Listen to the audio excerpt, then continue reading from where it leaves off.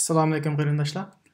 Bu qatamliq darsimizda biz to'g'ri mulozimatlarning qanday ishlarali to'g'risida to'xtalamiz.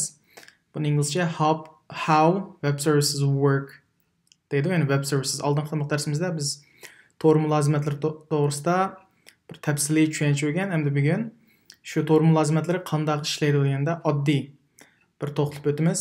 To'g'ri mulozimatlari oldingi eslab o'tganimizdek, ya'ni xarida va mulozimdir, ya'ni ikki taraf web services, ya'ni client inglizcha. Chunki inglizcha nima qo'shib qo'ysam, hozir kompyuterlarning hammasini ingliz tilini asos qilishga sizlarga oson bo'lishi uchun, ya'ni material izlashingizga ham oson bo'ldi. Client bir request, ya'ni talab avatidi mulozimdirga, serverga. Server qanday qildi? Tor orqali avatidi buni. Internet va server response, ya'ni javob qaytardi. Bu oldingi men misolga olgan xarida tomoq bersa, kutkichi orqali oshxona buyurdi, oshxona chiqqan tomoqni kutkichi orqali xaridaga berdi degandek. Mush o'tirda o'ynatgan kutkichi, ya'ni web services. Mushu to'g'ri mulozimatning oddiy ishlash prinsipi. Hamda biz bu ishlash prinsipidan texim tafsiliy to'xtalgan chaqda hamda buningga bir vosita ketadi. Bu vositani inglizcha medium deydi. Hamda buni misolga olsak, masalan, siz telefon paranglashgan bo'lsangiz, birisidan telefon aloqagan bo'lsangiz, mush telefon bir vosita bo'ladi-da. Hamda siz qaysi tildan paranglashgan bo'lsangiz, Uyg'ur tilida paranglashgan bo'lsangiz, Uyg'urcha bir format bo'ladi. Hamda tor mulozimatlarda, ya'ni web servicesda vosita nima desangiz HTTP. Bu HTTP degan sonliq ma'lumotlarni tor orqali yetkazadigan protokol degan gap Uyg'urchasi. Buni hamda HTTP deb ham olamiz, qisqartib ham. Ma'nosini bek bilganlar bo'lib qolsa, shu sonliq ma'lumotlarni tor orqali yetkazish protokol deymiz. Bir torbat kirgizgan chaqda diqqat qilgan bo'lsanglar, masalan, shu World Wide Web, ya'ni www ning oldida HTTPS deb bada. Bu HTTPS bilan HTTP ning qanday farqi bo'lsangiz, ham HTTP qaraganda HTTPS bir qadar bexatar bo'ldi.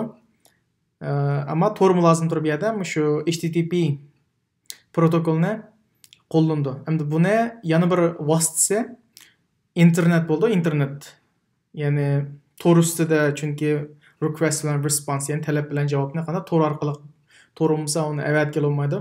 Asosli vosita qanday? Mush protokol bilan internet tor. Hamda format qanday bo'ldi desangiz, format ikki xil bo'ldi, asosli format. Birisi XML format, yana birisi JSON format.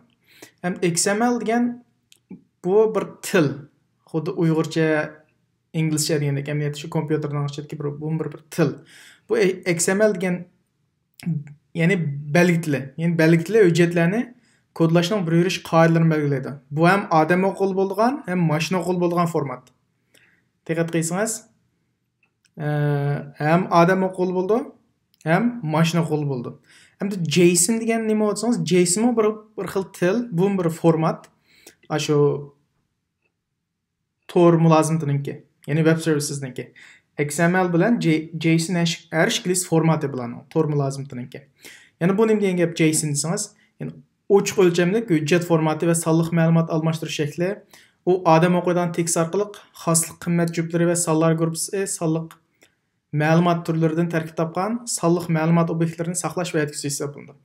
Bu gapni olsang bir xil kasbiy gaplardek tushungil olmagandek, ya'ni his qilishingiz mumkin. Hamda buni amaliy misolga bersam, masalan, bu JSON format. JSON format qanday desanglar, odam o'qil bo'lgan shaklda. Qarasangiz mana, bu inglizcha yozilgan, Uyg'urchani qo'llaydi. Date, locations, United States, Germany. Mana odam o'qilgan format shaklida. Ham XML degancha ham odam o'qilgan, ham mashina, ya'ni shu kompyuter o'qiy oladigan. Qarasanglar, President George Washington, ya'ni bu ham odam o'qil bo'lgan qismi, mavju mashina, ya'ni kompyuter o'qil bo'lgan qismi. Mana bu ikki formatda bo'ldi. Hamda tor mulozimati bir xillanma qancha turi bor desanlar, asosli ikki turi bor tor mulozimatiki.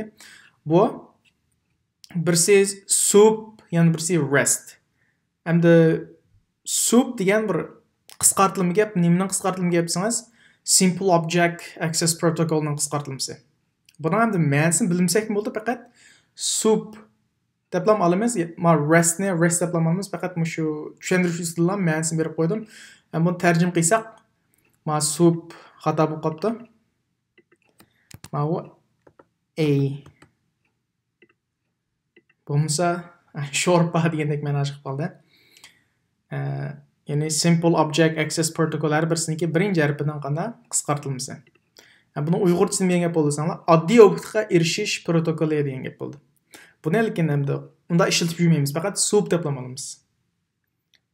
Endi REST kelgan chog'da REST degan nimani qisqartmasanglar, Representational State Transfer. Mushu representationalning birinchi harfi, lekin state va transferning birinchi harfi. Bular ma'nosi, uyg'urcha ma'nosi vakil xarakterlik holat o'tkash bo'ldi. Yana qayta ta'kidlasam, bunda tarjima qilib olmaymiz. Men faqat shuni tushuntirish uchun tarjima qilib qo'ydim.